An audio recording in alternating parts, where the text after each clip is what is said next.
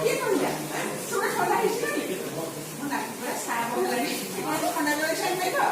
ଚାଲ ଚାଲ ମୋ ସାଙ୍ଗେ ଚାଲ ପୁରା ସବୁ ଗରମ କରି ଆସିବୁ ଆରେ ମକରା ଏଟ୍ରେ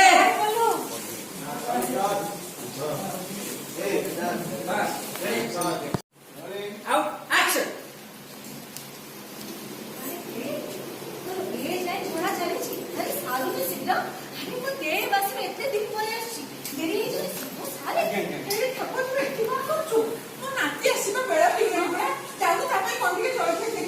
ଚାରି ପାଞ୍ଚ ପ୍ରକାର ଜଳଖିଆ କରି ସାରିଲି ମା ଚୁପ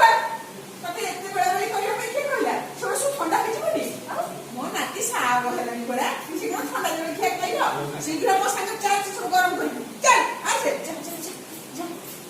ଆରେ ମକରା ଏଟ୍ରେ ଏଇ ମକରା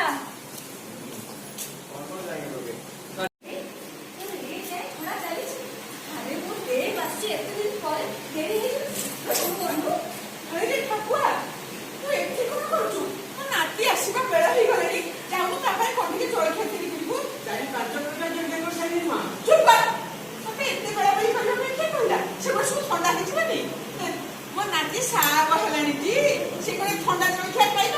ଶୀଘ୍ର ମୋ ସାଙ୍ଗେ ଚାଲ ସବୁ ଗରମ କରିବୁ ଚାଲ ଶୀଘ୍ର ଏ ମକରା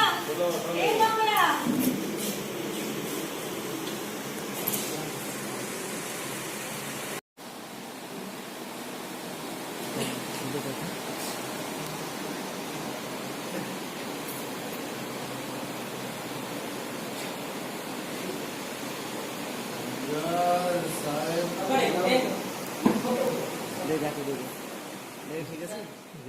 টিভি আর টিভি দেখে